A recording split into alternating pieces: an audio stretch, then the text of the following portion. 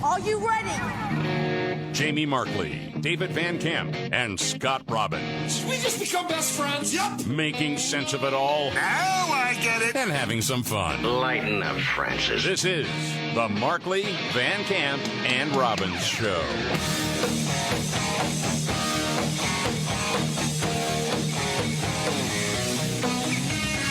All right, let's do it. The Markley, Van Camp, and Robbins Show. I'm Jamie Markley. That's David Van Camp. There's Scott Robbins. Whole crew here today. Yeah. Mm-hmm. There's a lot to get to. It's cocaine at the White House, for crying out loud. Yeah. Whoever would have brought cocaine into the White House? I can't imagine. The smartest man in the world did. Before we get there, tragedy in Philadelphia over the extended weekend. Yeah, there was a tragedy in Philadelphia on Monday. 5 people being murdered at a neighborhood party.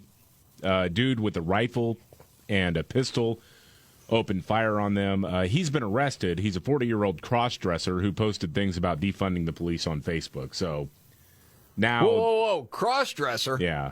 I didn't see that on legacy media. No, because now that narrative, it's like, oh my gosh, this person is not only black, but is trans. We really have to move away from this particular story and make it more about gun violence in America. Yes, that's what I've noticed. That's what they do. I mean, CNN had the big roundup. Oh my gosh, the nation rattled by gun violence across the... It's one of these things where you look into the details. A lot of times it was gang-related violence. I'm not entirely sure why this person opened fire, but again, it's not the random spree killing kind of stuff in many of the cases that you've seen. And many of the cases that you've heard about or that get lumped together as one big event happen to also be in neighborhoods where that stuff is actually not all that uncommon. And they are in some of the highest gun control areas in this country. Yes, but they can still bring out the stat, and I forget the number now. That's the 363rd mass shooting this year. Okay, but we need to define why didn't you report on the other 347? Yeah. But it doesn't fit a narrative. Isn't there a definition, though, of what is and what isn't? Yeah, it's four or more people shot. Right. Is how they define that, which, yes, in places like Chicago, unfortunately, is not all that uncommon. No. And Chicago and Illinois in general have some of the strictest, if not the strictest, gun laws in the country. And, I mean, if you're going by statistics, oftentimes those are African Americans. Mm-hmm. Isn't it racist that they don't want to cover that? Oh, it is. Yeah. That's what it seems like. Yeah. The Philadelphia prosecutor, by the way, Larry Krasner, this Soros DA, said on CNN this morning that the shooting in Philadelphia was the fault of Republicans. Okay. It is time for this legislature and, frankly, legislators across the country to swear off their addiction to NRA money and to swear off their addiction to this gun fetish that is really hold on a second. The NRA narrative. Yeah. Hasn't that suffered in the past few years? It doesn't really work because when you have a huge spike in the number of people getting guns and yet NRA membership is stagnant at best, if not going down, well, obviously, the gun lobby that they're so afraid of is not the NRA, it's not Gun Owners of America or any other organization. It's the American people that they're talking about. And when you look at the stats of who's buying the most guns, it really doesn't fit their narrative. No, and in Philadelphia, in particular, that's one of the ground zero locations for African-American gun rights organizations because of the rampant crime. So we talked about a story the Philadelphia Inquirer ran a couple of months ago about how especially African-American women were wanting to learn how to defend themselves with firearms because they couldn't depend on the cops to do their jobs. Yes. But that doesn't stop Krasner, the DA, from going on with his talking points. that is really only shared by a moderate quantity of the U.S. population. Most Americans want reasonable gun regulation, just like they want reasonable car regulation, and they accept reasonable car regulation. What does reasonable mean? They never tell you. Also, bro, we don't have a constitutional right to have a car. Good point. It's time for people who are running for office to swear off NRA money, to swear off gun lobby money, to swear off this absurd interpretation of the Second Amendment that has been put out there by militias, much of it untrue. And frankly, it's time for the Supreme Court to cut it out. This should not be a country of guns. It should be a country of people, living people. Yeah. Okay. The interesting stat with Larry Krasner, too, talking about gun violence. Mm-hmm. In the first 2 years in office, he dropped the charges on more than 60% of shooting cases and 37% of illegal firearm possession cases. Yes. He's not serious about stopping criminals with guns. No, he wants to get them back on the street. We don't want no more police. He's part of that movement. Yeah. Yeah, of course. All right, more on that a little bit later. I do think we should rewrite the Constitution to include cars, though. Just include it? Yeah. Okay. Get work on that. Yeah, okay. I mean, if we're going to start rewriting it, why not? Joe Biden was celebrating Independence Day with a speech that had some people scratching their heads trying to figure out what he was trying to say. Yeah, Biden celebrated the 4th of July with the thugs at the Teachers Union, the National Educators or Education Association, the largest one, not the ATF or AFT, I mean. He had a clear and uplifting message, fellas. I do want to tell you that. Okay. Probably, but children are the kite strings. They're not somebody else's children. They're all our children. Are the kite strings that lift our national ambitions aloft. And you hold those strings. You hold those strings. Okay, did you get that, Scott? No. The kite strings? Yeah. And you hold those strings? Yeah. Meaning the teachers hold the strings? They're all our children? What's he getting at, David? I don't know. I'm trying to get at what that metaphor is supposed to mean. I assume he's quoting somebody else. Yeah. Well, yeah. But like the kite strings don't hold the kite aloft. They don't. The wind is what blows it up. I mean, it just. I'm just trying to figure this out. Like how does this make sense? Like it. Yes, it keeps the kite from flying away in the wind, I guess. But I'm not really sure what that means. Well, it's also a green energy initiative. Right. The wind beneath the kite? Yes. Yeah. Powered But the by string powered by hangs. wind. Okay, and they're the kite strings. Okay. Our children are the kite strings of tomorrow.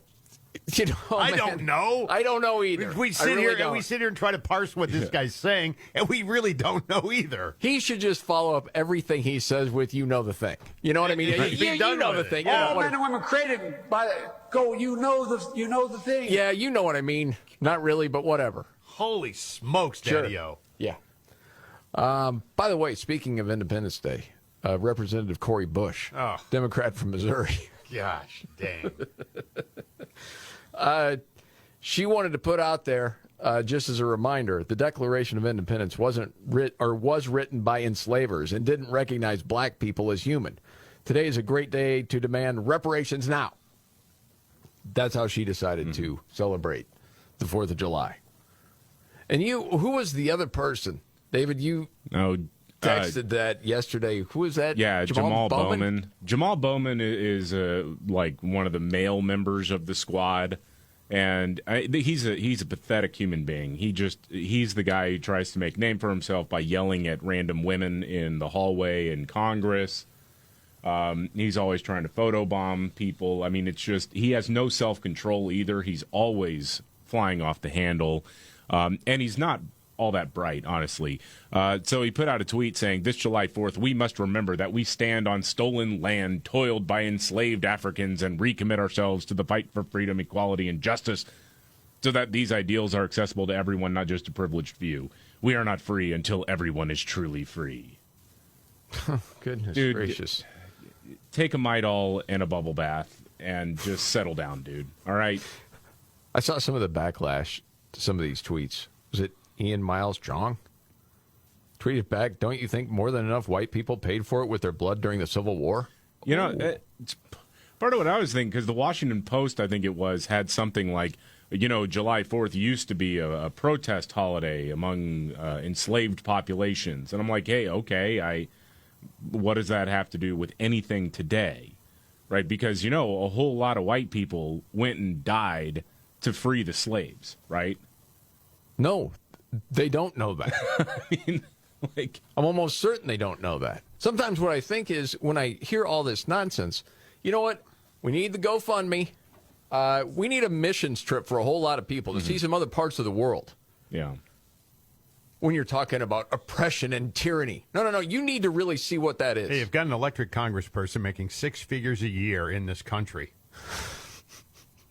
who is a complete dope. I mean, seriously, you can achieve that here, right? Yeah. Well, like Cory You're Bush, kind of the poster child that anything's possible. Anything's possible. Look at you. 6 figures a year. Yeah, Cory Bush is barely literate. And yet Exactly. is able to somehow have a voice in Congress. Yeah. Yeah. Again, poster child. All right. Who was it that brought the Coke into the White House? Do we know yet? Oh, my gosh. It's the mystery of the century, isn't it? Well, a substance discovered in the White House. You know who it was. You know it was the Russians. Yeah. So you know it, man. Yeah. So apparently there was a brief lockdown because they found a white powdery substance. And then they said, oh, yeah, it was actually cocaine. It was in an area of the West Wing where visitors would be, where Joe Biden would be. And, of course, everybody helpfully pointed out, Hunter Biden was there on Friday before they all went to Camp David. I mean, and I saw a bunch of these lefty loons on Twitter trying to make Don Jr. jokes. Like, okay, but there is one first son who is confirmed to have been a cocaine addict. He's bragged about it. He wrote a damn book about it, and it wasn't Donald Trump Jr. No, man. Wow, Come that's on, rich. man. I hadn't seen the Don Jr. joke. Yeah. I missed those too. Yeah. Well, yeah, I mean, everyone's thinking the same thing when you hear Coke in the White House and Hunter was there on Friday. Gee, Well, how do you connect those dots, huh? That seems improbable. Yeah, no what, kidding. Are you kidding me? Yeah. And he lives there now. So that would make sense. He actually lives there? He's living in the White House. I think he's been treating it like an Airbnb, yeah. I kind of think so, too, yeah. Wow, just kind of staying over there. Yeah. And then the guy had the cojones to jump up onto the, with his dad and his stepmom to watch the fireworks, holding his kids. Hey! Well, not all of his kids. No, not the one we don't want to talk about. No, and White House staff's being coached. Yeah, we don't talk about that seventh one. Yeah. Grandkid, as far as Joe's concerned. Yeah, we'll get to that a little bit later, too. Man, there's a lot going on. And big story. Federal court blocks government interference in free speech. That means you, White House. Wow. Yeah. That's a big one. And is this true? Only 59% of Americans knew what we were celebrating yesterday? No. Oh, buddy. All coming up right here. The Markley, Van Camp, and Robbins Show. Jamie Markley, David Van Camp, Scott Robbins. Hope you had a good 4th. This is interesting. Federal court has blocked government interference in free speech, David. Yeah, the remember the Twitter files? We talked about it a lot. I know most mainstream media didn't, but this is the detailed reporting on how the federal government coerced social media companies to silence people who were speaking out against official information, like a lot of it with COVID. And many of those things that the federal government sought to suppress were actually true. But they went against what Lord Fauci and the rest of the bureaucratic state wanted to have out there, and so a lot of stories were quashed, including also the Hunter Biden laptop story, all of those things, right? Well, going off of that, a federal judge has now blocked the feds from doing it. This is the result of a lawsuit led by the Missouri Attorney General. The preliminary injunction stops nearly all of the federal government, including DHS, DOJ, and Health and Human Services, from coercing and colluding with social media companies to censor free speech. Good. So you've got key officials of the White House, CDC, FBI, State Department, and other agencies blocked from participating in the federal government's censorship enterprise. Now, the judge in this case was only weighing whether or not there was a case to be made on the part of the people making the claim. So basically saying, can this case proceed or not? And so at this point, it's still very early in the game, but the judge is saying, oh, yeah, I think that this really was a remarkable violation of people's First Amendment freedoms and protections. And so on the 4th of July of all days, you get this injunction handed down that says, yeah, feds, you got to stop doing that. The revolving door between Twitter, Facebook, and the federal government, that ends. Love it. What happens next? I mean, I'm assuming they'll appeal it. Well, it's not. Again, this was just ruling whether or not there was actually a case to be made. So this will make its way through the messy court system. We probably will not have a resolution to this for years to come, but it's a very positive first step. I was just going to say, yeah. Somebody sent me a note this weekend and said that's kind of a nothing burger, and I'm like, well, I don't know about a nothing burger. No, they have to admit now. I mean, it's a something that they had burger. influence. Yeah. There was a great op-ed. We'll get to it later from a doctor who had voted for Biden. That was saying, here are some of the best ways to treat COVID, and was shouted down and ended up leaving his post saying, okay, I don't know what to do with this. It's kind of crazy. And he wrote a piece called How to Create a Fake News Cycle. It's really interesting. We'll get to that a little bit later. The other thing is the federal judge issuing the injunction that bans the Biden administration officials from communicating with. Yeah. Can't do it. Working for the White House. Yeah. Don't be doing that stuff. Yeah, exactly, man. I mentioned that, what is the number, 59% knew that yesterday we were celebrating the signing of the Declaration of Independence. Gosh, dang. Now, before you get too crazy, like in depression, there were 22% they said were close, saying the establishment of the United States as an independent nation. Yeah. That's close. So that's close. Mm-hmm. So then it makes it look a whole lot worse. You know, because then you got 81% that 59% knew it, and 81% were close. 19%, I don't know. Fireworks. We love fireworks. Right. I don't know. Something about Mexico. It's kind of like Cinco de Mayo, right? I don't know. It's something like that. Yeah, whatever. Separate poll found that a third of us can't spell the word independence. That's a tough one. Yeah. You think it's tough? Well, I might be. I don't know. Do you want to test it? No. Now I'm really nervous. I shouldn't have even said that. Now I'm unnerved because now I know I'd boot it. My guess is that a lot of people spell it like independence, like D-A-N-C-E. That's what I figured. D-A-N-C-E. Yeah. I figured that. Watching you sweat bullets, though, Robin, is pretty funny. Yeah, I know, but you want to go ahead and do it? When stuff like this happens, it's like, no. Man, oh, man. Yeah. So did you have a good Fourth? I had a good Fourth, yeah. David? Nice. Yeah, it was nice. You know, I got to spend some time with the family, with my brother and sister-in-law and their daughters, with my kids as well. It was really cool to see all the kids interacting with each other. Excellent. So, yeah, it was nice. All right. Fireworks, fun. Everybody fireworks, yeah, good. Mm-hmm. All right. Well, a lot to get to. The Hunter Biden case, the actual case against him, it's getting more interesting by the day. Sure is. We'll put it that way. We will get to that, a news update, and what's your story? Straight ahead right here. Yeah. The Markley, Van Camp, and Robbins Show. Jamie Markley, David Van Camp, Scott Robbins. Okay, saw this piece out of the New York Post's editorial, and I think for some of us that watch the whole Hunter Biden show be paraded out there, and this is just disinformation, Russian disinformation, there's nothing to it. Hey, he was an addict, okay? Mm-hmm. He's over all that stuff. Leave him alone. Right. Only to find out, of course, the laptop was real. We've known this for a long time. And the biggest story was it leads to Joe and how the family benefited from all of these foreign, quote, relationships. Okay, so as they lay this story out, especially from what we found out over the last week to 2 weeks, sometimes it's hard to keep it all straight. And I thought this made it a whole lot easier to understand. So, David, you're very good about this, especially with a news background, at filling in gaps. Okay?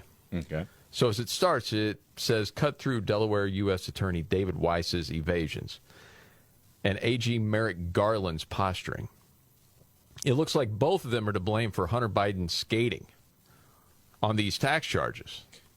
Yeah, it's basically he didn't file on time for a couple of years, and then there's the federal gun charge which I know I'm a broken record on it, but is sending a woman in Virginia to prison for 2 years for committing the same crime Hunter Biden is basically getting probation for. Correct.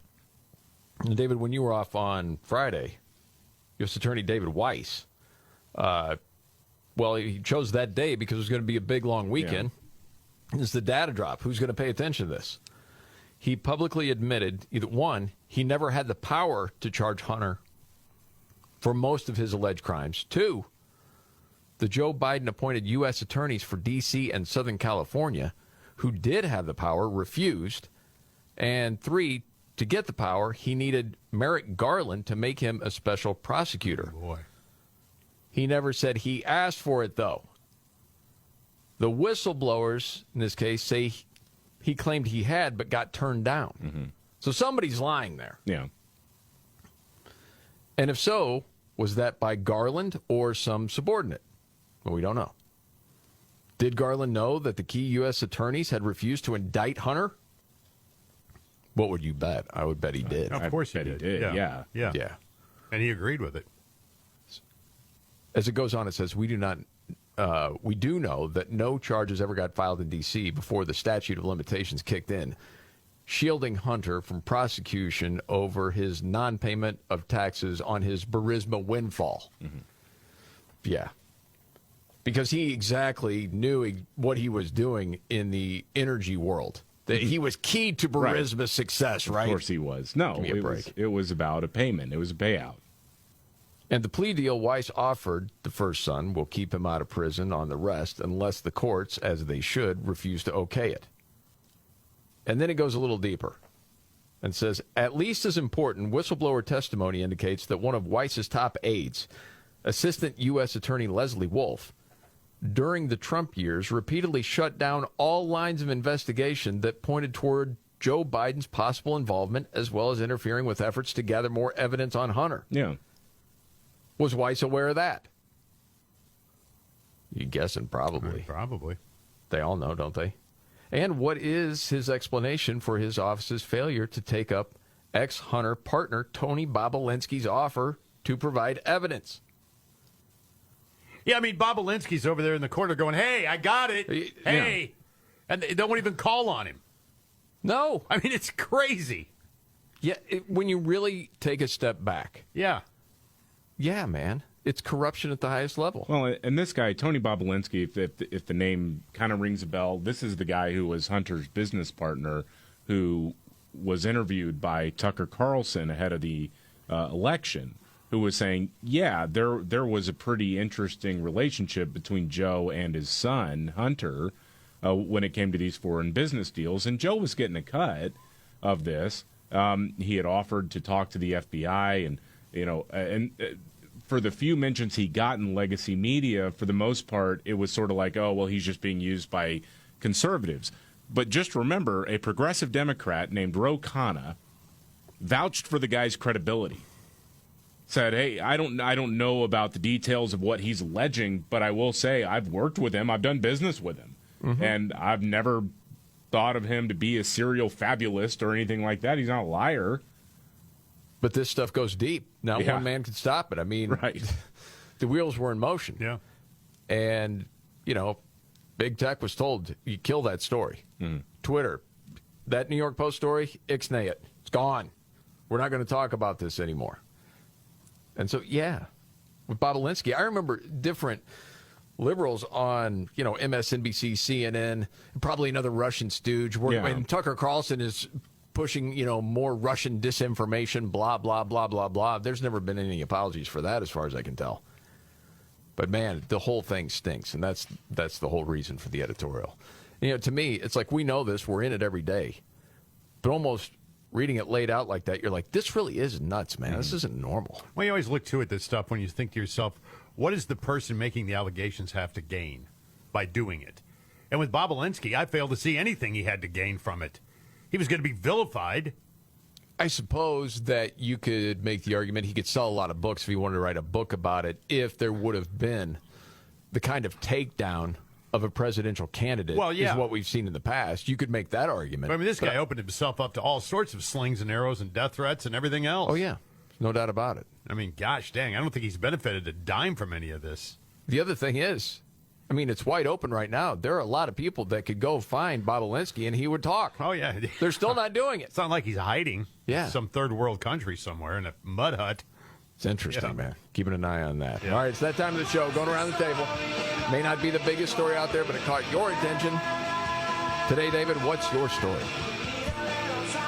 You remember the idiot former mayor of New York, Bill de Blasio, the guy who killed the groundhog on Groundhog's Day? I still remember him eating a hamburger. Yeah, oh yeah, and also him eating during COVID. Yeah, during COVID. Yeah, if you get your vaccine, you can get a free cheeseburger or something like that. Ridiculous, yeah.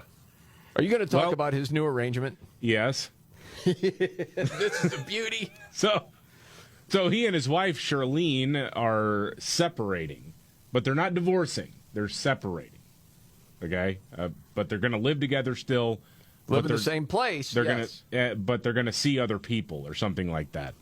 They're going to start seeing other people while still living together. De Blasio and McRae made this announcement in an extensive dual interview with the failing New York Times. His wife, McRae, Charlene McRae, said, "I just want to have fun." Okay. Now, they started talking about separating in early May, but troubles in their relationship went back much further than that. McRae revealed that she had been skeptical of de Blasio's 2020 run for president.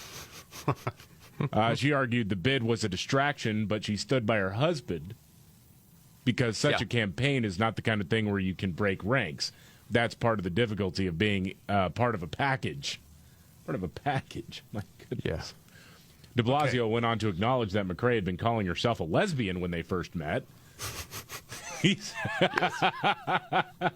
So Bill de Blasio is a real-life Kramer, and just like, I send him away, he brings him back. Yep. But anyway, he said that reality always caused him to harbor doubts about their relationship. What? Really? No kidding. For the guy who took a chance on a woman who was an out lesbian and wrote an article called "I Am a Lesbian," there was a part of me that at times would say, is this like a time bomb ticking? Is this something that you're going to regret later on? That's an actual quote? Yeah, that's actually what he said. Yes. I like, too, like, he's the guy throwing her a bone, I'm going to take a chance on you. I know you're a lesbian, but I'm going to... You never had a man quite like me. All right? Neither de Blasio nor McRae referenced a third party as a reason for their split. I love this, though. This idiot's like, back when we met 30 years ago, I wondered, could the fact that she wrote a book about being a lesbian cause problems in our marriage years down the road? Yeah, and the thing is, when you're separated and still living together in the same place, I mean, every game's on the road after that, isn't it? Well, yeah, man. I had a buddy of mine that dated a woman for a little while that still lived with her ex. And it was because of a financial situation. Yeah. And, you're having that conversation with your buddy going, dude, this is not going to work out. This is going to get kind of creepy. Yeah. It was, all sorts of craziness going on there. But if she is a lesbian, then, Yeah, that's a totally different story there. All right, Scott, what's your story? I like this story because I like this guy. Anti-woke businessman Vivek Ramaswamy has now broken into double digits in the Republican primary race. Wow. We were talking about this guy, like, does anybody know who he is? But every time he's out there, he just makes so much sense to me. Yeah. Similar to other national surveys, the poll finds Trump, of course, with a strong lead, 49%, DeSantis at 33%, but there's Ramaswamy at 16%. So, there's some traction here. Yeah. It's still not going to be enough. You got to believe. No other candidates in double digits, including, Pence, Nikki Haley, Tim Scott, Chris Christie. All single digits. Yeah, they're all in single digits, but, I don't know. Maybe just enough noise to alter the I don't know. We'll see. I like this guy, though. I love the fact that he came out of nowhere with a name like Vivek Ramaswamy, and nobody knows who he is. Well, he's got quite a track record of success. But outside of that world, yes. Yeah, he makes a lot of sense. But when he talks, you listen, man. He makes sense. Absolutely. Yeah, I like that. for my story, it was the 8 people in Wisconsin that got stuck upside down on a roller coaster for over 3 hours over the weekend. Dang. County Fair in Crandon, Wisconsin, about 100 miles north Green Bay. Oh, buddy. And as we found out a little earlier from our friend Veronica, what does it take almost 24 hours upside down to die from that? Yeah, it's got to be something like 24 to 28 hours. Wow. This was less than 4. Less than 4. Yeah. Oh, crap. The ride is called the Fireball, by the way. It's like a roller coaster, except it's just one big loop. Yeah. I mean, it's a fair. You know, you're not going to have a huge roller coaster. So you go around and around, over and over, and then it's kind of done. But it got stuck up there during one of the loops. So as it said in the story, everyone's, upside down, and that's true to a degree. It wasn't all the way to the top. It was like, I'd say 3/4. So if you were in the last car, you're kind of like looking up and sort of upside down, but not fully upside down, if that makes sense. That had been, at least in my opinion, the seat you would have wanted to have if you had any on there. Well, until somebody starts puking. Exactly. It's a good thing they had an engineer standing by that ran the ride that could help. But it looks like everybody's going to be okay. And they said, hey, it was inspected ahead of time. Because people are like, would you really trust one of those rides to begin with? You've done it several times, Scott, when your daughter was little, I remember. Yeah, it scared me to death. I know, but you can't say, who would do that? Because I would say you would do it. Yeah. Yeah, I've seen you do I it. didn't hang upside down, though. Did you ever go on a loop-de-loop, though? I probably did. She loved that kind of stuff. I mean, when she was little, she'd laugh, and I was white-knuckling it, screaming like a little girl. All right, much more to get to. So after the 4th of July, someone says, yeah, we're really not free. That and much more coming up. All right. The Markley, Van Camp, and Robbins Show. Jamie Markley, David Van Camp, Scott Robbins. Hope you had a good Independence Day.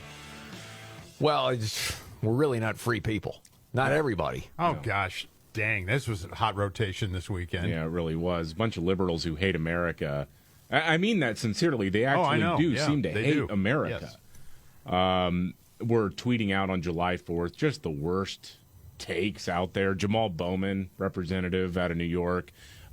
This July 4th, we must remember that we stand on stolen land, toiled by enslaved Africans, and recommit ourselves to the fight for freedom, equality, and justice, so that these ideals are accessible to everyone, not just a privileged few. We are not free until everyone is truly free. Okay, trying to outdo that, I guess, is Bree Newsome Bass. Yeah. Are you familiar with that She person? is a complete nut lefty activist.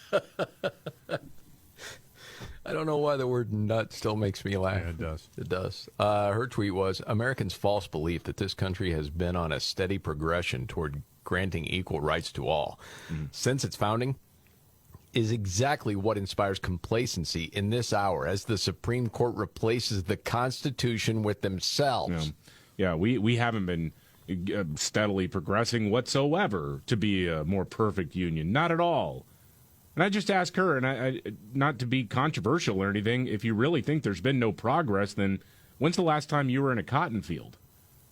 It's a good question. Probably never. Another tweet from her from yesterday. I'm sorry, but anyone happily waving American flags right now is either a gleeful white supremacist or is gleefully uninformed. Then leave. Serious people on the planet. Yeah, I don't know why you're here. It's not a love it or leave it type of mentality that I'm espousing. It's just if you're that miserable here, then go somewhere else. I am espousing that, actually. Either that, it's like either I'm that or, espousing my tax money to be spent doing it. right. Just It's so leave. terrible. Go somewhere else. Yeah. Yeah, there are plenty of those out there. We had mentioned Cori Bush earlier. Ugh. Blah, blah, blah. And then Ben and Jerry's. I saw that. Oh, These yeah. knuckleheads. They really can't read the room, can they? And hypocrites. Oh, yeah, because their campus is on Native American land. Okay. The United States Formally. was founded on stolen indigenous land. This 4th of July, let's commit to returning it. Yeah, you first. I mean, if you look at the state of Vermont's history, Yeah. I mean, it was like over a century of bloody battles between natives and colonists, and I mean it wasn't stolen, it was earned. Okay, I'm sorry. Yeah. You know what? You need to laugh. It's not that it was funny for this kid or this dad, but at the time, if you've ever given your kid a driving lesson, at least it didn't go this bad. The kid went up a retaining wall with some cement blocks because he was trying to avoid a pothole, and this is what happens. Go ahead and roll it. Should we save it? I don't want to save it. You got to hear this. Go around behind Kroger. You don't have to deal with. There's a big hole right there. Stop! Oh, Sam, are you okay? Yeah, he's all right. Everything will be all right. This is the Markley, Van Camp, and Robbins Show. Are you ready? Jamie Markley, David Van Camp, and Scott Robbins. We just become best friends. Yep. Making sense of it all. Now I get it. And having some fun. Lighten up, Francis. This is the Markley Van Camp Show. Jamie Markley, David Van Camp, Scott Robbins. Okay, a lot going on.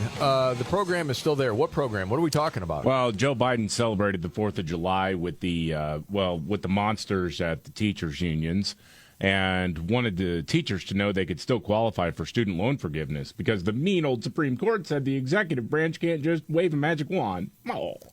All right, roll that. By the way, the program is still there.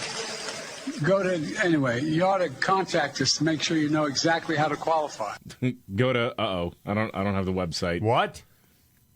Yeah, what's that last part again? You ought to contact us to make sure you know exactly how to qualify. Give us a call. We'll tell you.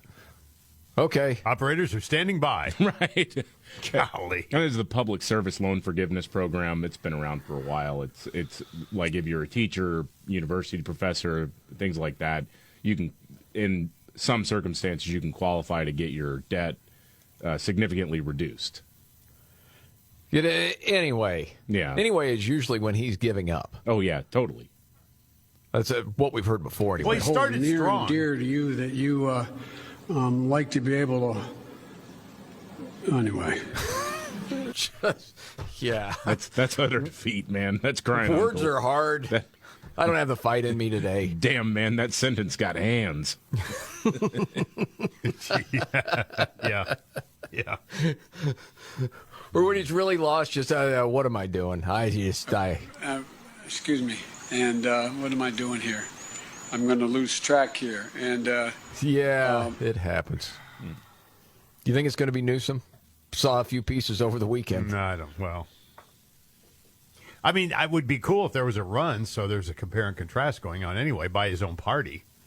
Gavin Newsome is out in Idaho campaigning for Joe Biden. Who believes that? Yeah. That he's really campaigning for Joe Biden? No, he's playing it smart. You know, you got to look like you're a team player until the nation calls upon you to step up.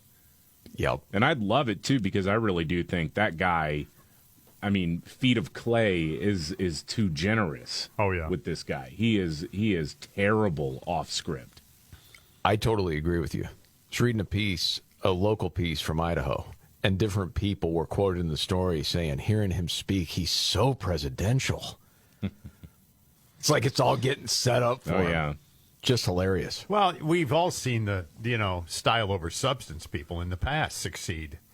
Well, yes. And he's certainly a poster child for that. Holy smokes. Well, it's got to be someone they can control. Yeah. Well, they can control him easily, yes. As far as the power brokers, the Democratic Party. They can absolutely puppet him, yeah. Yeah. And he just looks the part. Because he doesn't know, right? He just looks the part. He's central casting candidate. Yes. David, when you were talking about Biden being with teachers' unions, it reminds us of everything that happened with the schools with COVID. Mm-hmm. And now epidemiologists are saying, yeah, we got it wrong, but no one could have predicted that. Yeah. Really? University of California, San Francisco does something called a Grand Rounds panel. Just like it's a periodic discussion amongst epidemiologists, other doctors from all over the country, where they talk about current issues in medicine. And obviously, COVID has been a big part of that over the last 3 years. They talked about what the medical community got wrong during the pandemic. And as the article writes, hindsight is 20/20. Come on. Epidemiologist and data scientist Caitlin Jetelina hesitated to condemn closing schools pre-vaccinations. Most of the time, diseases are worse for children, leading scientists to assume incorrectly that COVID-19 would be the same. She says, well, that's abnormal. We thought, and we were wrong, that schools accelerate transmission in a community, but rather they just reflected the community transmission. They didn't become vectors. Dr. Carlos Del Rio, interim dean at Emory University School of Medicine, said public health experts didn't foresee the effects of learning loss and isolationism on students. That impact could be the most long-lasting. We made a mistake with schools. I hope we don't make it again. It was They clear. didn't see it. They never heard it. Right. They could have listened to three jamokes on the radio talk about it. They know nothing about it. It was common sense. Well, and even just to reach across the aisle, so to speak, even NPR in the summer of 2020 did a story before they really got their marching orders, I guess. They did a story about the YMCA daycare program in New York, of all places, like sort of ground zero for the pandemic, at least in terms of death and destruction in America. That was really the worst hit place. And they said, hey, you know what was interesting is that all summer long, the kids of frontline doctors and nurses were in these daycare programs, and there was never any big outbreak at these programs. So, I mean, they did a few things, distancing, whatever. They said, yeah, it kind of looks like you could pull off doing in-person instruction by the fall. By fall of 2020, it was clear that you didn't have to keep the schools closed, and yet in a lot of especially liberal jurisdictions, they didn't follow the science. Dude, in some districts, they were saying telling the kids they should go back to school was racist. Yeah, that was Chicago. The Chicago Teachers Union put it out that the push to reopen schools is rooted in racism and misogyny. Yes. And then even Lori Lightfoot, the mayor of Chicago at the time, said, no, we got to get the kids back to school. Well, that's racist. None of it made any sense. No. And you saw what other countries were doing. Yeah, it's fine to send the kids back to school, blah, blah, blah. I mean, it's so frustrating to think back of how all that rolled out. And all you can say is we just can't ever let it happen again. But you're afraid by the time something like that could happen again, people will have forgotten about it.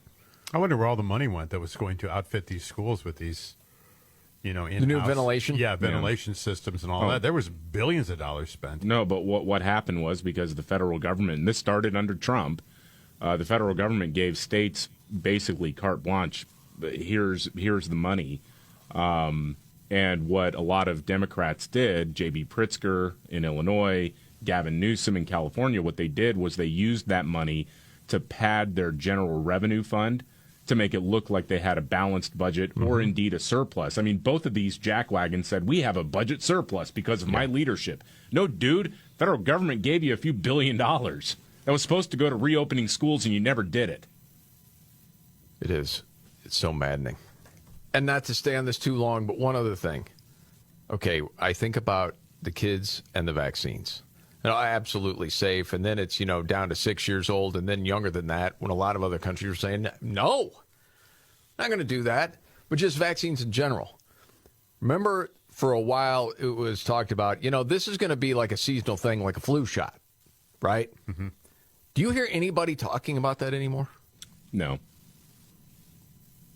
It's gone. Yeah. Well, like even conversations between friends or family and get-togethers, this sort of question of, well, is whoever vaccinated? That question's gone. Mm-hmm. You're right. It is interesting because I just went to the doctor not long ago, and when you get your little printout or your little health chart you can look up, it will tell you you're not up to date on vaccination A, B, and C, right? One of them was COVID. Yeah. It's like you're not currently up to date on your COVID vaccine. And I thought, nobody's even asked me. None of these healthcare people have even asked me about it. No. I mean, usually they'll say, shingles or something when you get to be a certain age. Hey, it'd be a good idea if you did, whatever. I mean, here we are in 2023. Yeah. If you just go back 2 years ago. Yeah. And someone would have said to you, in 2 years, no one's even going to bring up any sort of vaccine. Would you have believed it? No, never, ever. You would have thought, we're in this. Right. Whether you choose it or not, they're going to be hammering this forever. Right, because you couldn't do anything. Couldn't rent a car, couldn't walk outside, couldn't do anything without getting the vaccination. And now it's been proven. That's why it's never brought up. Yeah, I mean, they almost have to put it on your list. Like, hey, you're not up to date on your COVID vaccine. But Okay. nobody discusses it. No one. No. And they will the flu vaccine. They'll go, hey, you should probably get the flu vaccine because you're a certain age, right? If you're over 50 or whatever. Then Yeah, you can make a choice on whether or not to get it or not. I don't even hear that. Oh, I do occasionally. Yeah, I understand that. Yeah. Well, I mean, we are, you've had heart attacks in the past. I'm sure they're more diligent Yes. with your checklist. Okay, David, you have a piece of audio you want to highlight. Yeah, I will say that I know next to nothing about the NBA, and I'm not even all that confident in how to pronounce this gentleman's name. But this is the funniest piece of audio that I heard today, and it's former NBA star Gilbert Arenas. Is that how you say it? Yeah. He has had it with the Alphabet Mafia. He's a knucklehead. He's a bit of a knucklehead. Entertaining for sure, Yeah, but he's a knucklehead. There's a history of knuckleheadedness. Oh, yeah, he's got a lot of it. Doing an interview with Vlad TV, and they were talking about all sorts of things, racism, the culture wars, things like that. And he went after the far-left LGBTQIA boron epsilon community activists. Have you heard this yet, Scott? No. I haven't heard it either. We'll enjoy it together. Roll it. I think it's the most unfair group walking the planet right now. How so? They have a playbook that only they are playing by, that they can only see. No one else gets to see this playbook, but we're being judged by everything that's in this playbook, but we don't know it. So it's like there's no open dialogue, right? There's no open dialogue about what is appropriate, what's not. We only find out after we f***ed up. Like he, she, it, they, wait. We don't. How do we know? You're making it up as you go. No, stop there for a second. The delivery of this is fantastic. Yeah. Classic Gilbert right here. Go on. And we don't, it's not like, that's what I said, it's not like there's this dictionary of updates and we can sit there and click it and say, all right, I can't say, I can't, they took this out, right? They added this in, like having an argument with someone from the LGB. Suicide, right? Here's why. They have the whole dictionary to use against you, right? They can say whatever they want. Soon as I say something back that's gay, I'm canceled now. Like, how does that work? Yeah, there is no dialogue. Yeah, whatever we say goes, and that's it. And we've hijacked the word pride, so just deal with it. Right. By the way, did you see the Babylon Bee? On that note, they had a story with the picture of a 4th of July parade, and it says, Democrats confused by parades where everyone keeps their clothes on and don't swing sex toys around. The bee. That's great. All right, much more to get to. Including, hey, did the planet see its hottest day ever? That's what CNN said. Is it true? We'll get to that and much more coming up. The Markley, Van Camp, and Robbins Show. Jamie Markley, David Van Camp, Scott Robbins. So the planet saw its hottest day ever. Is that true? Yeah, well, listen, you may have seen the headline. CNN was the first place I saw it, but I think it's been published elsewhere now. The headline is, the planet saw its hottest day ever this week. Ever. Okay. Even hotter than when it was a ball of molten rock. I was just going to say that. Oh, my goodness. The claim falls apart in the details, as a lot of the climate cultist stuff always does. They're talking about a report from the U.S. National Centers for Environmental Protection. Average global temperature hit 62.62 degrees. That's the highest since they started tracking it. The previous record was in 2016. They started tracking these things in 1979. Hottest ever. Going back to 1979. But then they say, well, but because of like tree rings and ice melt and stuff, we can go back like 100,000 years. Okay, Mr. Smarty Pants, all right? Okay. Bro, you people have been wrong about everything. Why would I trust that you can tell me what the weather was 100,000 years ago? Okay. But then people will buy it. They'll just hear it. They'll be like, oh, we're dying. It's the hottest day ever I mean, I know we really only started tracking this thing within Jamie Markley's lifetime, but, hey. Talks about everything that was predicted as far as the end of the world with the environment, how it's not come true since the 50s and 60s. Well, there's a lot of people that have predicted the end of times, yes. But it hasn't stopped anybody from the current freak out that's going on. Mm-hmm. It was a few years ago. Remember, I think we're all going to die by 2030. We're like half the way there now. It's 2023 from when this was first predicted. Okay. Well, you got 7 years before you have to take the post down. Yeah, there you go. As we get closer to that, we got to remember, okay, we got 2 years. Right. When it's 2028. All right.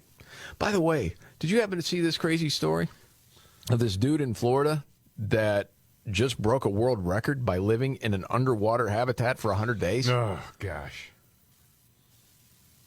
Yes. No thanks. His name is Joseph Dituri. I don't know. He looks like he's, 35, 40 maybe, a little older. He's got reddish hair, kind of long, curly beard. It's like, one of those guys that's adventurous. The thing is, he had shrinkage down there. Down where? Underwater. Oh, I thought maybe. No, he's like an inch shorter now. Oh, okay. Oh, really? Get your mind out of the gutter, man. Well, no, I was just thinking, why are you thinking of dudes like that? Then you said down under, and I'm like, uh-oh. Yeah, I know. The whole story that I saw out of Orlando said, the world cheered him on for the world record of being underwater without depressurization. But now that he's back on dry land, he found out that he shrunk like a half an inch to an inch in height. Wow. He compared it to the height he lost to the height astronauts gain when they're in space. Said astronauts are in tension, so they're basically being flung apart, and I'm being compressed together. So he's hoping that he gets that height back, but he's not sure. Man. So they're going to keep track of it. The sad thing is he actually had to abandon the home that he'd been living in. Yeah. Because he was underwater.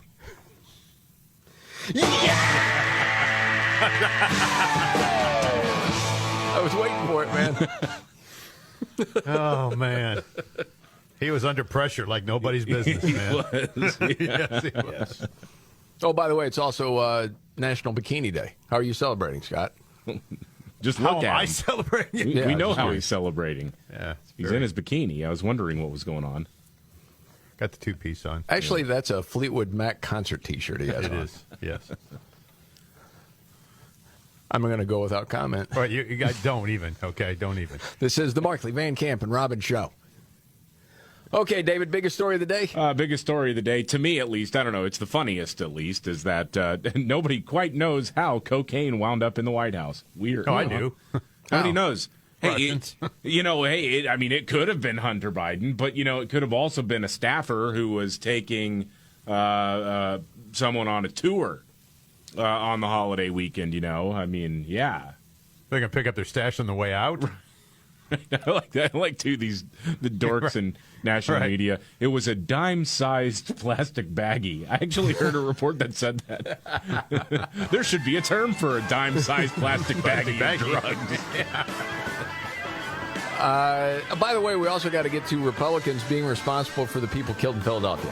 How does that work? We'll, I guess, try to explain next. The Markley, Van Camp, and Robbins Show. I'm Jamie Markley, the Gen Xer. David Van Camp, the Millennial, the sexy boomer, in the Fleetwood Mac T-shirt. That's Scott Robbins. What? Is that necessary? Go ahead. Whatever. Well, you're wearing it proud. I am wearing a Fleetwood I didn't say Mac anything t-shirt. bad about it. Okay. A multi-platinum band. Yeah. No big deal, man. Okay. Just trying to paint the picture. It's a radio thing, dude. I know you too well. Mm-hmm. Yeah, I know what you want to say. I read the cartoon balloon. Okay. Okay.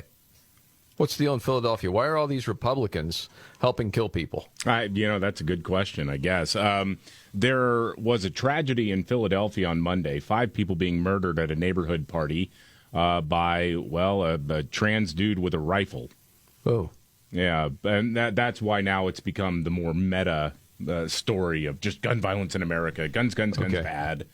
Not, crime-ridden cities where horrible things happen.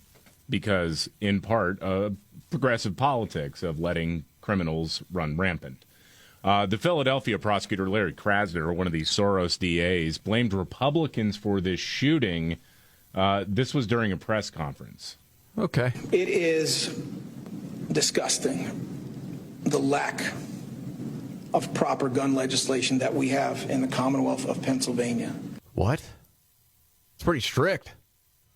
What are you talking about? I don't understand. And it is time for everybody in our legislature, including the ones who would like to walk around with an AR-15 lapel pin, it is time for every one of them to face the voters. And if they're not going to do something, then the voters are going to have to vote them out. Because that's what that lapel pin means. It means vote me out. I am against you, and I am against your safety. And a lot of us have had enough of it. I can tell you I certainly have had enough of it. Against your safety, you keep letting criminals out of jail. Yeah. Shut up. Yeah. You're like a play actor. Well, these guys all talk big about gun violence and getting guns off the streets and all that. But this is the same guy who is dismissing gun-related charges left and right. It was something like 60% of firearm charges dropped. Right. So, honestly, man, that's why a lot of people see this story and they feel bad for the people that got shot and killed and feel bad for their families, but are not going to pay that much attention to it because they already know what the truth is. Mm-hmm. Nothing's going to happen. Well, you take all these DAs. What city is better and safer now than when they took over? Good question. I mean, there aren't any. There's nothing you can point to that would indicate that that's true. No. I mean, these guys who want to pull every gun off the street and all this other kind of nonsense, yet, as David said, don't really keep anybody behind bars. No. I mean, it's not safer. Shut up. It's not about actually going after law-abiding gun owners because law-abiding gun owners don't go and murder people. It's about disarming the American population. Yes. And again, talked about it so many different times. So many of these murders are done so with people that have guns illegally. But if you bring up, do you want to do something about catching someone?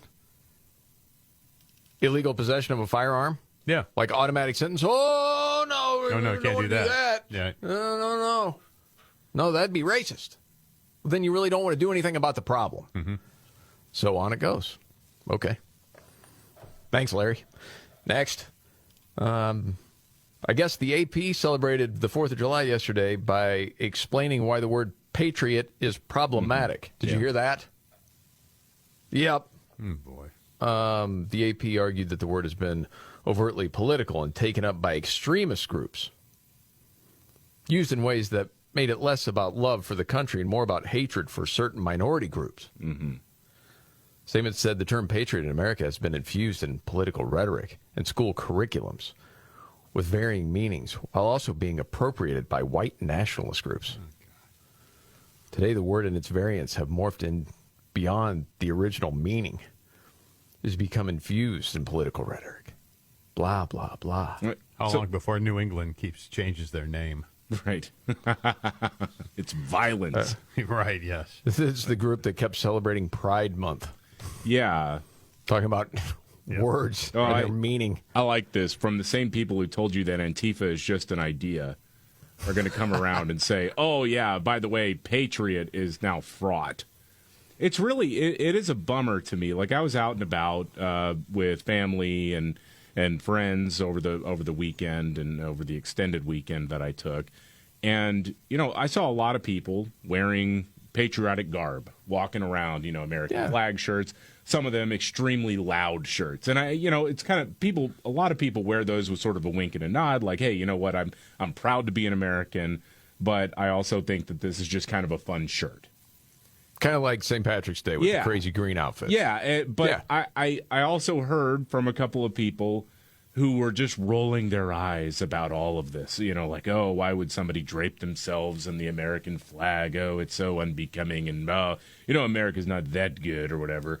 And I'm just like, get over yourself, man. I mean, these are the same people who would, make fun of me for having an American flag hanging outside of my house, who have a Ukrainian flag outside of their house.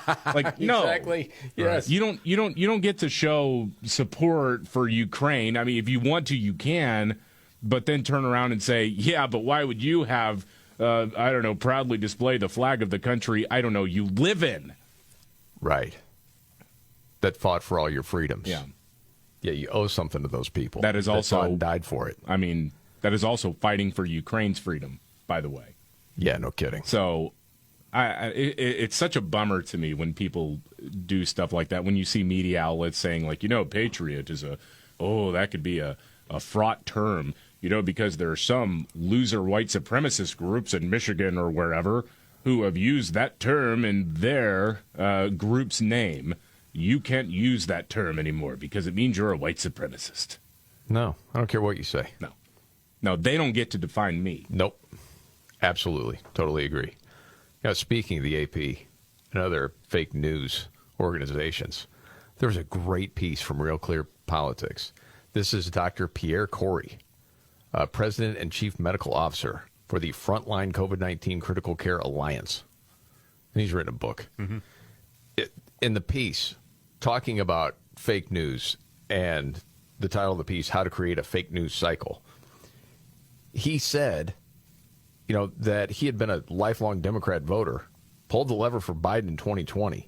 He had no clue how the media world actually worked until this time. The whole reason I think he wrote the piece, he started by saying, despite the best efforts of the mainstream media to pillory him as an anti-vaccine conspiracy theorist, Robert F. Kennedy Jr. is having a moment. Recent poll from CNN, of all places, showed him earning 20% of Democratic primary voters. And that was before his Joe Rogan interview and shirtless push-up video, which also made him more popular. Well, you would compare and contrast. Holy smokes, yeah. Something, isn't it? See Joe doing the push-ups without a shirt on. No, thanks. Yeah, okay. Well, he said that before. Biden's challenged other people to push-ups. I don't think he's going to do it with RFK. That's his one thing, right? He always does that. But back to Dr. Corey's piece, he said, prior to COVID-19, I trusted that what I was reading represented the truth. My experience running the Frontline COVID-19 Critical Care Alliance quickly disabused me from that idea. He said the first wave hit in December 2020 when I testified in the Senate that corticosteroids were saving my COVID patients' lives. My recommendations weren't just ignored, they were attacked. Mm-hmm. And I was personally ridiculed as a fraud and Trump puppet. My life and career were upended. I felt forced to resign my faculty position. It was cold comfort when a few months later, a large study confirmed my testimony and government agencies added steroids to the standard of care for COVID patients. And he goes on to write that he struggled to make sense of the whole thing through much of 2021. The Biden administration and the mainstream media single-mindedly pushed untested vaccines, even as the FLCCC accumulated more and more evidence that cheap generic medicines could stop COVID. And he detailed it in his book. And it's really something to go through all of this. One little quick part of this talks about Rachel Maddow. Mm-hmm. He said, after the crash course in media manipulation, I was much savvier and learned to spot the tactics. When in September 2021, Rachel Maddow tweeted a local news story to her 10 million followers about Oklahoma hospitals being overrun with ivermectin overdoses, I knew it was fake news. Oh, I remember that one. Remember it all? Yep. Oh, yeah. The report quoted a doctor claiming that patients overdosing on ivermectin were backing up rural hospitals. Supposedly, people coming to the ER with serious injuries, even gunshot wounds, could not access care. The story was laundered through countless media outlets and blue checks who were already skeptical of ivermectin because of its association with Trump and his supporters. In their eyes, a bunch of MAGA lunatics overdosing on horse dewormer were killing grandma. 6 days later, the hospital where the doctor worked confirmed that the story was a total fabrication. There were no ivermectin overdoses, none. And the doctor hadn't worked at the hospital in more than 2 months. And he goes on from there to talk about Rolling Stone and just being fake news. Yeah, they all did it. All the way through. And basically it's a how-to on creating a fake news cycle. It's fascinating. Yeah, the ivermectin overdose thing was crazy. Yeah. Well, remember how close it seemed that Joe Rogan was going to lose his gig at Spotify because of all the Neil Youngs of the world? Joe Rogan's dangerous. I want my music off there. Yeah. What a joke. Just remember that one part when we were talking about the ivermectin Oklahoma thing, where they said even gunshot victims can't get critical care Yeah. And I'm like, it's rural Oklahoma. How many gunshot victims do you think are showing up there every day? Gunshot in Oklahoma. Like, that part doesn't make sense. It's not that there's not crime in rural Oklahoma, but it's not the same as a big city where you've got, gangbangers running around and throwing bullets all over the place. I mean, there's just not a whole lot of those cases that show up. Hey, my. Ivermectin make you die. Kill you, guy. Go away. But I do remember that. They go, how are they overdosing on ivermectin? How's that happening? Just taking too much, man. Hey, if they tell you to take 2, 4 must be better. It's like ivermectin coming from China. Oh, or that lady in Arizona who tried to kill her husband. Yeah. Remember that was yeah. hydroxychloroquine. Hydroxychloroquine. You remember that? That was because she used fish tank cleaner that had chloroquine in it. Yeah. And put it in his drink. He drank it. And NBC News actually interviewed her and ran with the story that it was Donald Trump talking about hydroxychloroquine that made this dude get so desperate to avoid getting COVID that he drank fish tank cleaner. Yep. Oh, yeah. Wow, man. It was Donald Trump's fault. The bedwetters in the media. Yeah. That's David's phrase, and it's so true. Mm-hmm. Hey, what's the audio? The woman flipping out on the plane. Do you have it? Yeah, this is a crazy thing. Yeah, a woman aboard an American Airlines flight was recorded this weekend having a meltdown over a fellow passenger she claimed wasn't real, demanded to get off the plane. This was on a flight going to Orlando from Dallas. Okay. And saying that the person on board is not real? Yeah. Okay. Roll that audio. I'm telling you, I'm getting the off, and there's a reason why I'm getting the off, and everyone can either believe it or they cannot believe it. I don't give 2 but I am telling you right now, that mother back there is not real. And you can sit on this plane and you can die with them or not. I'm not going to. Oh, buddy. Whew. Oh, man. I'd like to see her Tinder profile. So, don't take mushrooms before going on a flight, people. Wow, Just a no PSA kidding. there. Holy cow, man. Do we know anything else about that? No, Is don't she know just what was going on there. nuts all the time, or is she on something? I don't know. I wondered if this wasn't...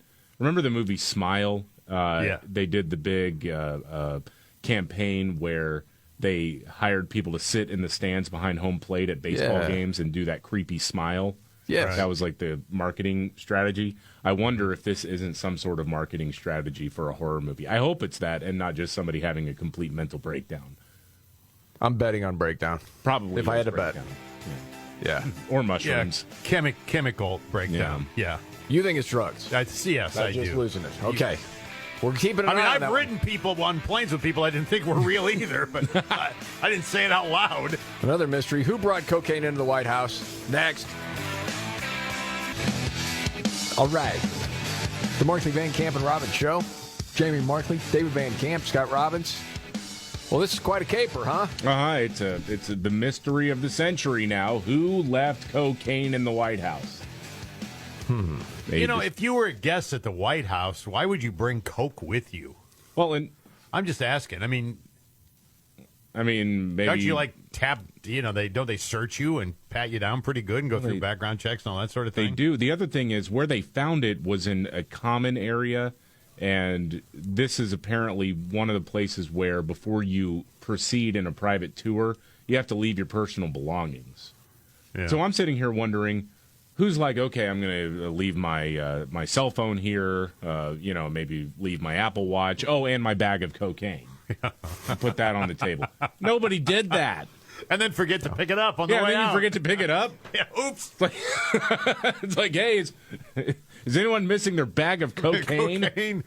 But they're saying... Yeah, listen, this is Larry. I was on a tour of the White House earlier today. I seem to have misplaced my bag of cocaine.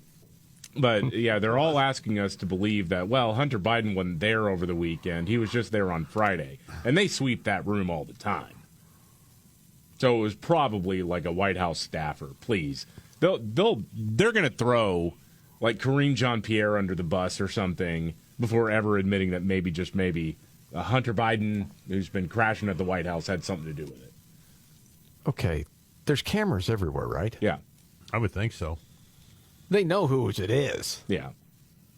That's like a day-long investigation, isn't it? If they found it, I would think. I mean, come on. What is the clip we have with Biden saying, take a test on the cocaine? I don't even remember that. Before you got in this program, you take a test where you're taking cocaine or not. What do you think, huh? What? Oh, that was What on was a that debate. from? Wasn't Oh, that yeah. during a debate because Trump had suggested that Joe Biden was on some go pills. It said maybe we need a drug test. Yeah, right. That's right. And it comes out with some rapid-fire answer to the question. Hey, let's test for cocaine, buddy, and then let's run laps, all right? Seriously, that is the most alert I've ever heard him. I know. Seriously. Before you got in this program, you take a test where you're taking cocaine or not. What do you think, huh? Guilty. Are you ready? Jamie Markley, David Van Camp, and Scott Robbins. We just become best friends. Yep. Making sense of it all Now I get it. and having some fun. Lighten up, Francis. This is the Markley, Van Camp, and Robbins Show.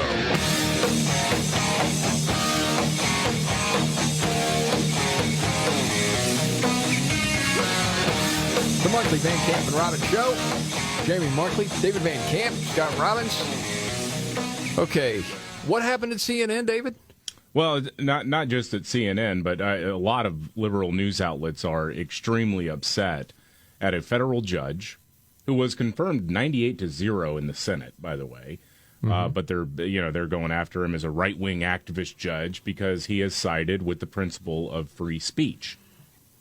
And this has to do with a lawsuit over the federal government censoring speech or trying to coerce social media platforms to remove problematic figures.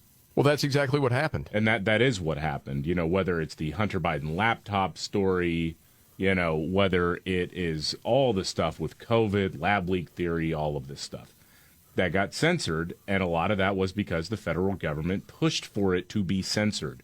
And part of the Twitter files, what they uncovered, it really is a disturbing illustration of this revolving door between big tech and the FBI, where the FBI was actually sending people over to work for these companies. And Yes, not only were they meeting with them, they started working for them. Yes. To control the message. Right, to try to stamp out disinformation or whatever.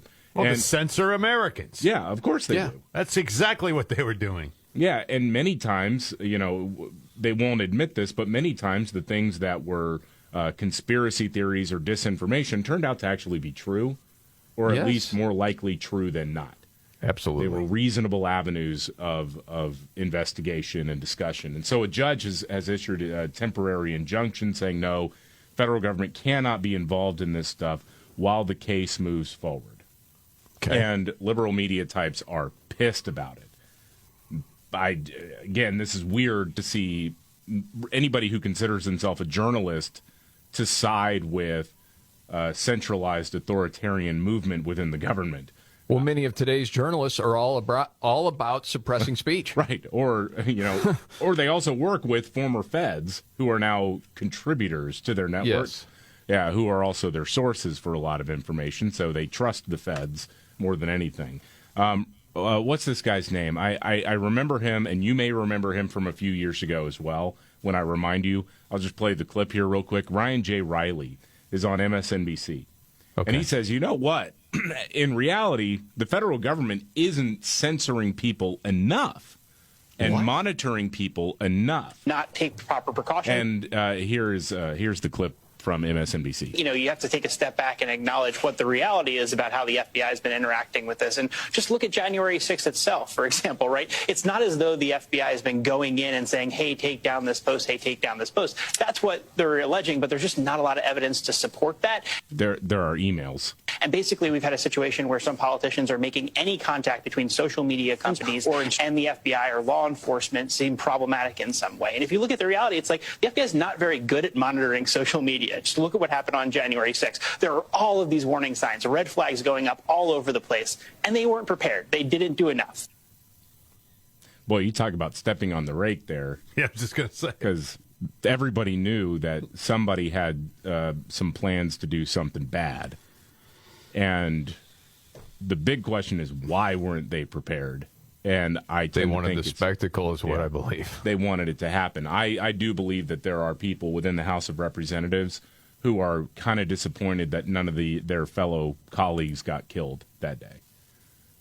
Because you think about how much they have milked that for everything it's worth.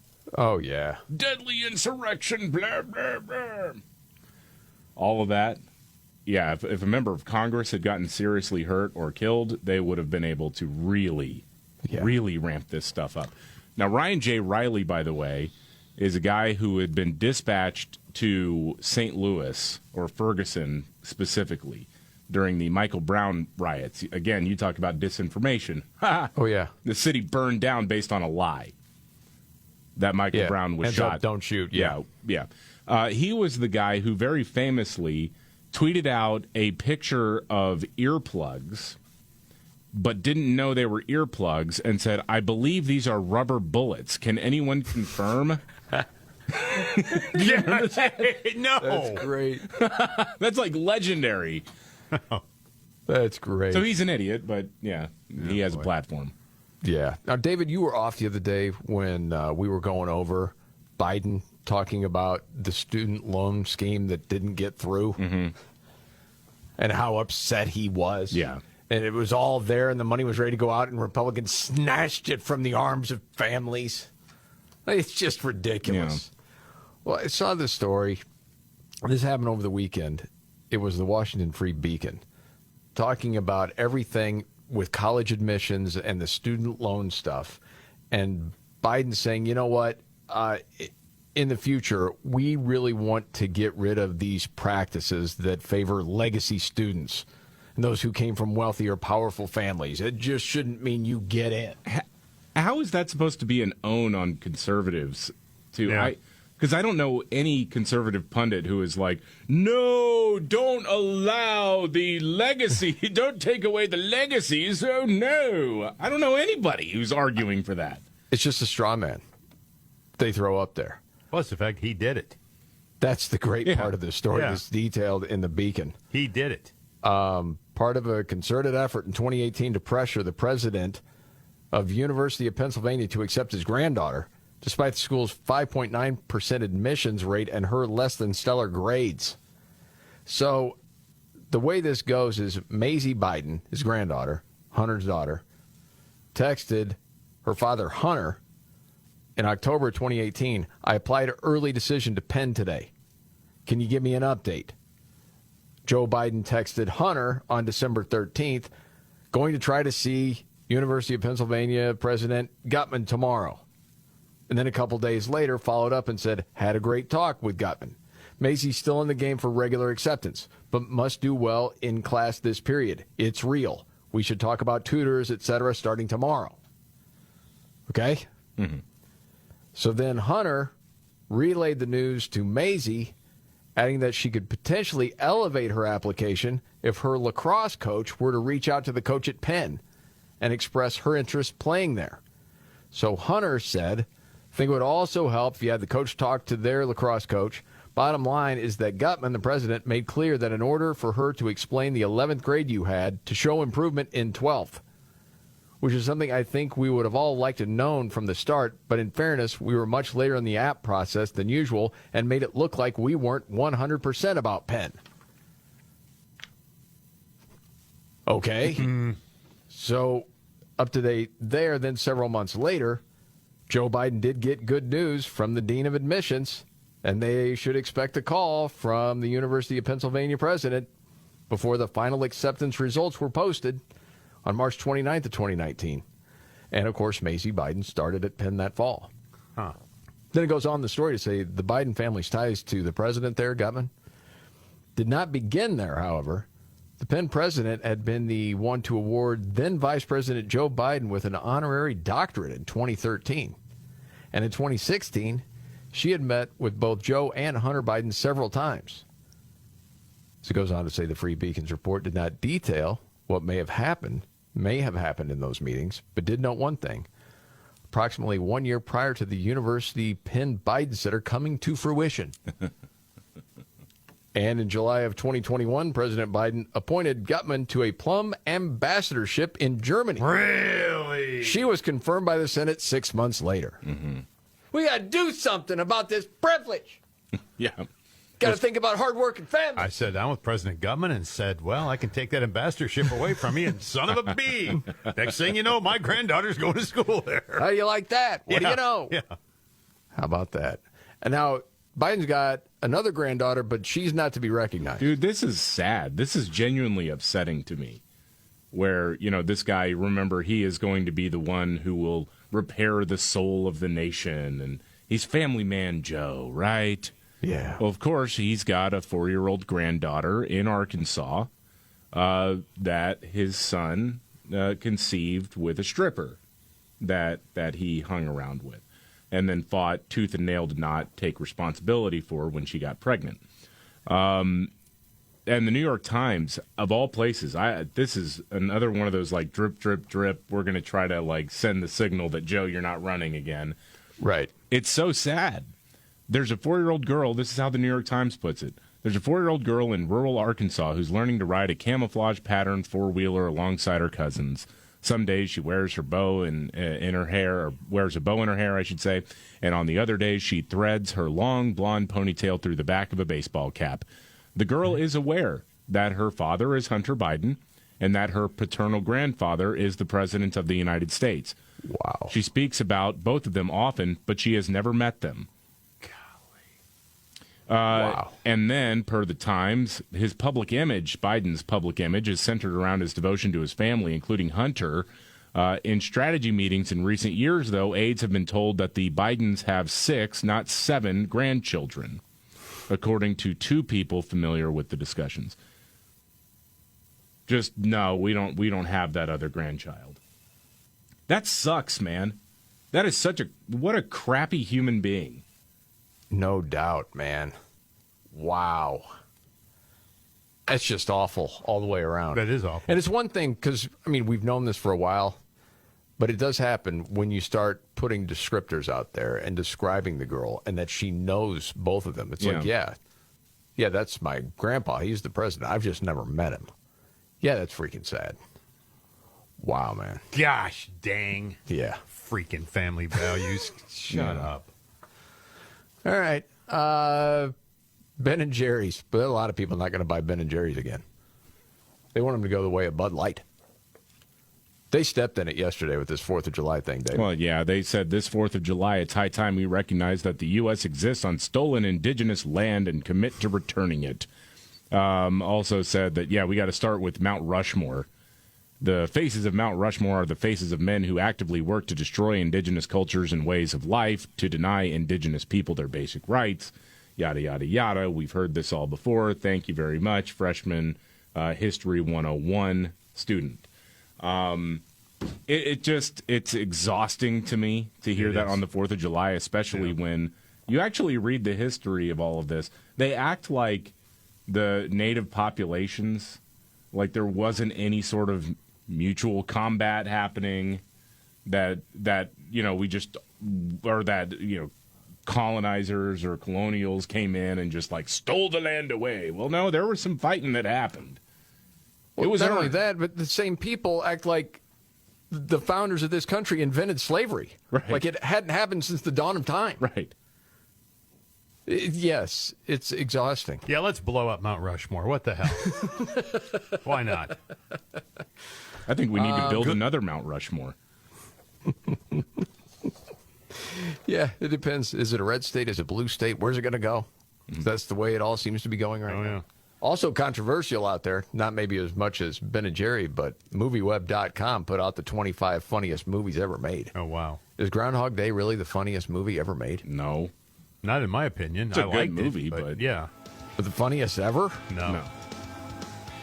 Wow. Dumb and Dumber, is that in the conversation in the top 25? Where's Up in Smoke? Where's Up in Smoke? Yeah. We'll digest. Coming up. The Markley, Van Camp, and Robbins Show. Jamie Markley, David Van Camp, Scott Robbins. News update, David Van Camp. Sorry, I just laughed so hard that I choked on spit that I just inhaled. Law enforcement sources are telling Politico now that whoever left that bag of cocaine at the White House, we may never know. What? You don't have cameras in there? One of the most secure places on the face of the earth. We'll never know who left that bag of cocaine, and you're being mean if you think it was Hunter Biden, who, maybe had a little bit of a drug problem involving said cocaine. Well, yeah. But it's a great mystery now. I mean, when I think about all of the great mysteries of the earth, it's, what happened to Amelia Earhart? What happened to the lost colony of Roanoke? Who left cocaine at the White House? White House. Well, it wouldn't have been coke if it was Hunter anyway. He likes crack. Yeah, well, he was going to rock it up in the in the kitchen. I mean, it's just video the other day of him, doing 172 mile an hour? Yeah. Smoking While crack? Smoking crack. Yes. So how dare you think that cocaine might have been his? Well, who admitted to smoking crack every 15 minutes. Yeah. Every 15 minutes of waking time. Yeah, well, Well, I don't know. Well, it's like cocaine. It's like the off-ramp. He's California sober now, okay? He's not rocking it up anymore, okay? He's just got the powder now. And it was just a little bag. It was a dime bag, okay? Okay, I got to ask the question. All right. It sounds stupid, but I'm going to say it anyway. Well, I got to phrase it different. I can't say, are the walls closing in? I just can't bring myself to do it. But is media turning on Biden now? Are they setting it up for Gavin Newsom because they know Joe just can't make it? It does kind of feel that way, just little by little. You've got, a media outlet here and there talking about the whistleblowers with possible bribery allegations against the president. You've got, the New York Times doing a profile of the granddaughter that he has that he ignores completely because he's a horrible human being. Yeah. I mean, that it does see, and then you got this cocaine caper in the White House. It's something, man. But you can't find who left a bag of cocaine in the White House. They know. They know. Come on, man. Agree. I just like the cocaine caper. Yeah. That sounds good. Yeah, it's good. Oh, I mentioned MovieWeb.com. 25 funniest movies ever made. I'll give you their top 10. Okay. Number 10, His Girl Friday. I've never seen it. Well, I like that movie. I've never seen it. 1940. Yeah. Oh, yeah, you were Cary in film Grant. school for a while. Yeah, of course. Yeah. Dr. Strangelove at number 9. Never seen I it. like that movie. Not the funniest movie I've ever seen, but Super Bad at 8. okay. Never seen it. It's okay. I don't know if it's top 10. Then Anchorman, Funny. Young Frankenstein, Funny. Monty Python and the Holy Grail. Yep. Princess Bride. Funny. Dazed and Confused at 3. Some Like It Hot and Groundhog Day. What? Confused list, isn't it? This No is the Animal Markley House? Van Camp and Robin Show. No Animal House. Animal House House isn't not really beyond. that funny. There are some movies that you really think, oh man, classic, funny. You're right. I haven't seen it in a long time, so maybe I should rewatch it. Haven't seen it in a long time either. I think Fletch is one of the funniest movies. When's the last time you saw it? Fletch? Yeah. Been a while, Okay. but I laughed out loud. Yeah, there were some people saying, okay, Dumb and Dumber? Yeah, What? Dumb and Dumber. know. Every time. Pretty funny I've movie, seen it yeah. 100 times. It's pretty funny. Yeah. Yeah. All right, what's the biggest story of the day, David? Biggest story of the day. I'm sorry. I'm obsessed with this. But who left cocaine? cocaine at the White House? Yeah. Don't mention Hunter. I've got a great take on that coming up, by the way, from Ari Fleischer. Really? Yeah. Okay. And the Scott Robbins trifecta. All on the way right here. All right. The Markley, Van Camp, and Robbins Show. I'm Jerry Markley, the Gen Xer. The Millennial, David Van Camp, the Sexy Boomer. Scott Robbins. Got the trifecta from Robbins in just a couple. News update, David Van Camp. Well, I hate to break it to you, but we may never know who left a baggie of cocaine in the White House. Good golly, how is that possible? I mean, how is that freaking possible? That's what law enforcement is telling Politico now. That hey, I know that it's the interior of the White House, one of the most secure and security conscious buildings on the face of the planet. But we just, there's a lot of tape to go through, and we may never know who left a little baggie of cocaine there. Who knows? Anybody. I mean, who isn't walking around with little baggies of cocaine? We can lose it anytime. It's like a penny that falls out of your pants. Golly. Right? I'm not surprised. We'll never know who left the pipe bombs in front of the RNC and DNC. Dude. No. On January 5th. No. And we... I mean, video there too. There is video evidence of that, but apparently it's grainier than my, off the shelf home security camera. Mm-hmm. Apparently that, between DC and the federal government, no one can spring for a Ring camera or something. This grainy footage. Man. Oh, and the cell phone data for the pipe bomber. They could have tracked where that person was going. The data was just corrupted, though, unfortunately. They didn't get there in time. It's just like when Epstein didn't kill himself. Right. The cameras just went out. Yeah, they just happened to go out at that time. And one of those things, man. Just happened to have, like, a part-time guard there. And, Coinkydink is what it is, really, when you think about it. Dang.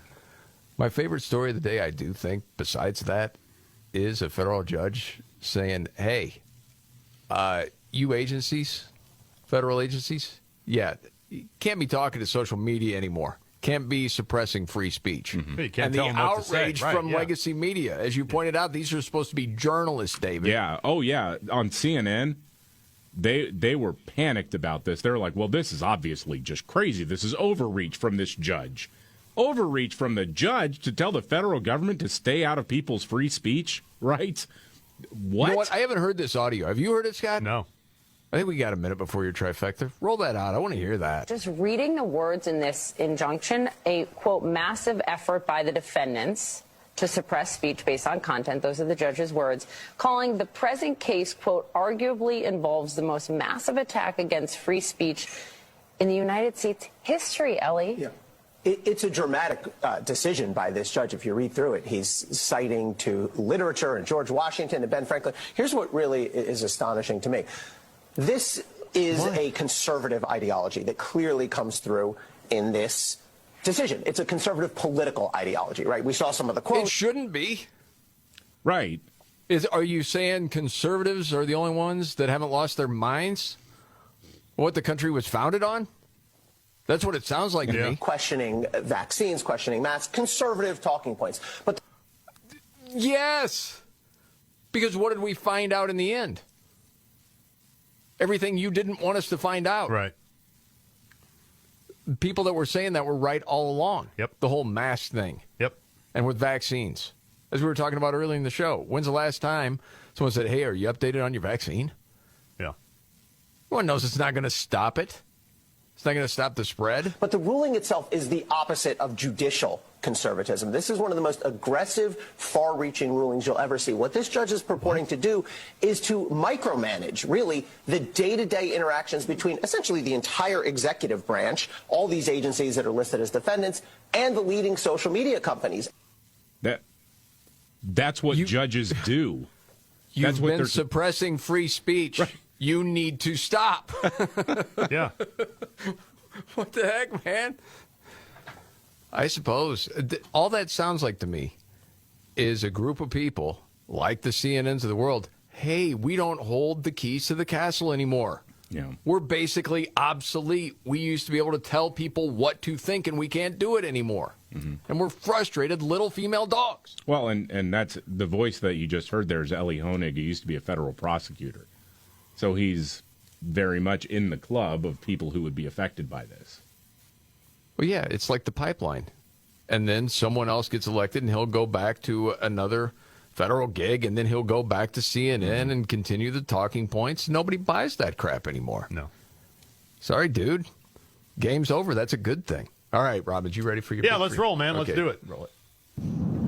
Are you ready? 1, 2, buckle my shoe on. It's the 3 most important news stories of the day. I hit the trifecta. Well, at least according to Scott Robbins. It's the trifecta on the Markley, Van Camp, and Robbins Show. Every day about this time.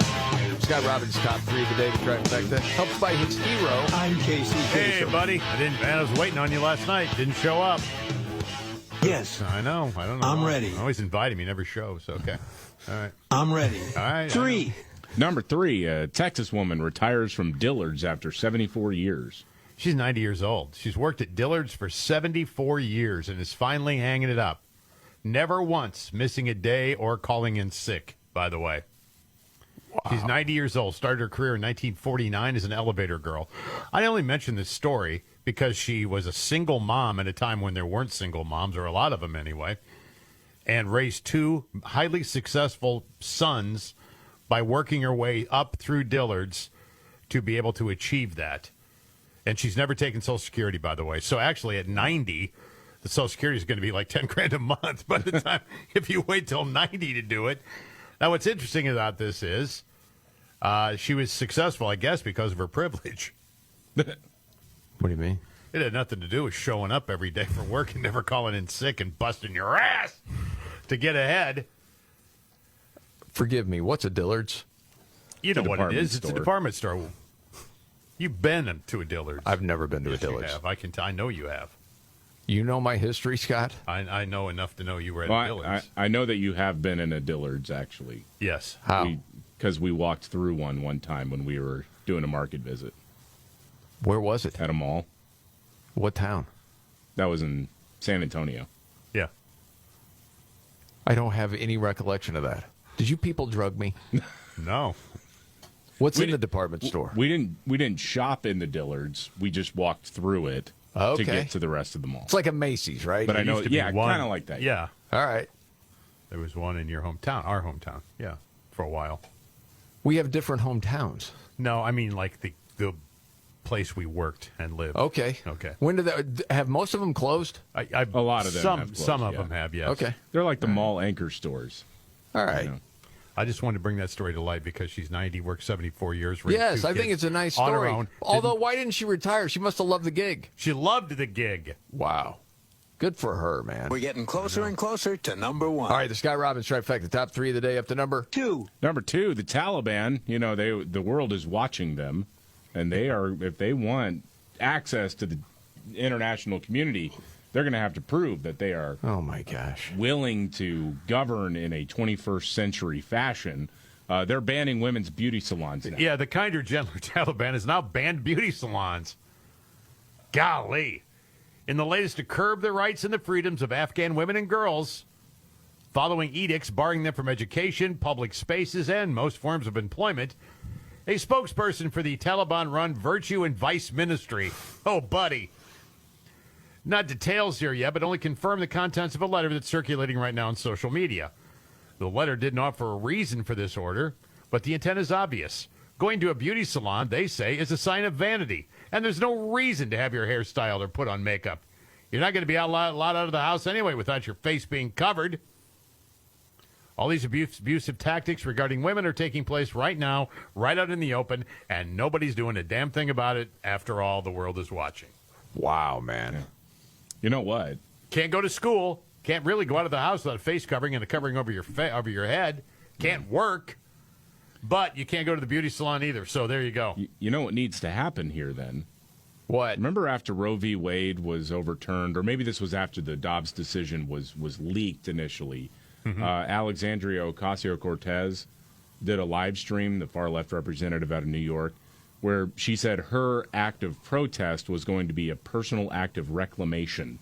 And so she was protesting Dobbs by getting her nails done. Yes. Yes. So I'm just saying maybe she should go to Kabul. And, you know, she's a sassy Latina, right? I mean, she doesn't take guff from anyone. No, and show those mean men. Mr. Men in the Taliban, we're going to lead a protest, okay? We're going to get our nails done. It's an act of protest and personal reclamation. Right. All right, listen,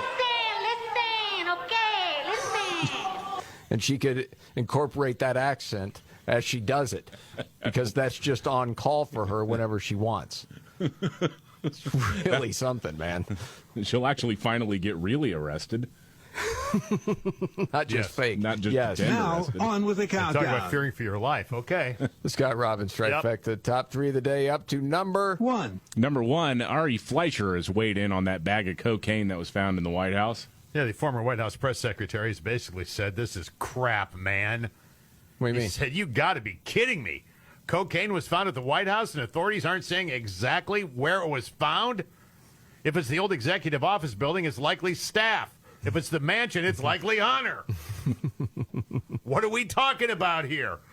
What gibberish? A West Wing work area? With the exception of the White House mess and bathrooms, the entire West Wing is a work area. Where exactly was the cocaine found? In that office? In the sit room? In the private office next to the Oval? Where? They're not going to tell you, and they don't want you to know. Ari's had enough of the nonsense. Stop it. You know where it was found. Oh. And there you have and it. You know whose it was. He's probably just going there. You know exactly where it was found, and you should tell me because it might be mine. You never know. Left over from administrations past. Yes. The Scott Robbins trifecta. Golly. What gibberish. West Wing work area. Whole damn thing's a work area. You see, someone started a Twitter account called Hunter's Bag of Cocaine. That's great. You knew that was coming. Yeah. It's really been an honor for me. Well, yes, buddy. yes. Appreciate it, Casey. Actually, man, you're from your trifecta and then talking about the Taliban. Yeah. I think there's a Biden clip from last week that David hasn't heard yet that is going to be absolute joy. Oh, good. Straight ahead right here. And Markley, Van Camp, and Robbins Show. Jamie Markley, David Van Camp, Scott Robbins. Republicans bad, snatching money away from needy people yet again. Well, that was the word the other day from the president after the student loan scheme didn't go so well with the Supreme Court. Mm-hmm. Yeah, that's not happening. At the end of that speech, and I don't know if you ever heard it, David, one of the reporters from Fox asked Joe, why'd you give people false hope? It's actually pretty funny. We're going to get this done, God willing. Thank you. Mr. President, why did you give millions of borrowers false hope? You've doubted your own authority here in the past. I didn't give any false hope. The question was whether or not I would do even more than was requested.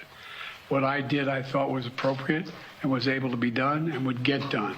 I didn't give borrowers false hope, but the Republicans snatched away the hope that they were given, and it's real. Who gave them the hope they snatched away then? Yeah. You did. Shut up. Well, in a decision, they quoted Nancy Pelosi. The president has no power to do it. She said it in 2021. But then, as he's walking out, and you think, okay, he's done, someone's shouting a question, and he can't help himself. He comes back, and the question was about Afghanistan, about were there mistakes made getting out of there. There was mistakes during the withdrawal and before. No, all the evidence is coming back there. Remember what I said about Afghanistan? I said Al-Qaeda would not be there. I said it wouldn't be there. I said we'd get help from the Taliban. What's happening now? What's going on? Read your press. I was right. Thanks.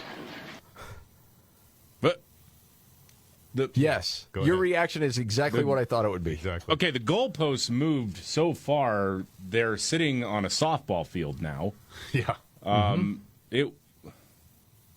Qaeda is experiencing a resurgence, but then two, the actual claim was that the Taliban wouldn't come in and take back over. It wasn't really about Al Qaeda; it was that the Taliban would not be able to come back and set up a government as quickly as it did, if ever, because we had 300,000 people in security forces, like most of whom were drug addicts or farmers who were just nominally a part of this.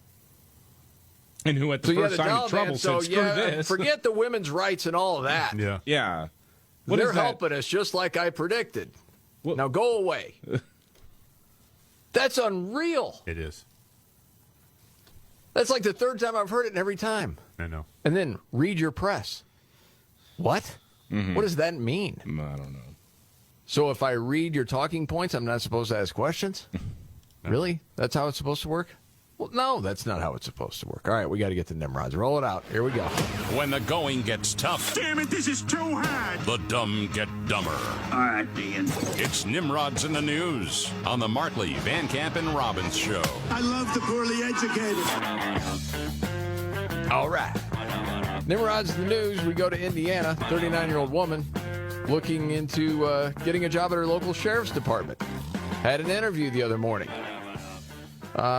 Problem. She didn't get the job, but she did end up with a DUI. Interview was at 8:45 in the morning. They could immediately tell she was hammered. Oh, boy. Speech was slurred. Breath smelled like booze. So, breathalyzer busted it out. Twice the legal limit. Golly. She had driven herself there. Going to the... Okay. Oh, yes. Gee whiz. Oh, yeah. She's just stupid. Eventually admitted she had been drinking that morning. They arrested her for operating a vehicle while intoxicated, locked her up on $1,500 bond. Did she get the job? No. Okay. Did not get the job. What do you think this is? The White House? Yeah, no kidding. Discriminated against drunks? What? Drunk-phobic. Yeah. A guy in Oregon got 4 years in prison, stealing over $700,000 from coin cashing machines at grocery stores. Yes. And then in Michigan, 62-year-old woman arrested after her friend told cops she assaulted him with a sandwich. Oh, those footlongs hurt. You've been hit with one, huh? Yeah. Buddy. And that's Nimrod's in the News.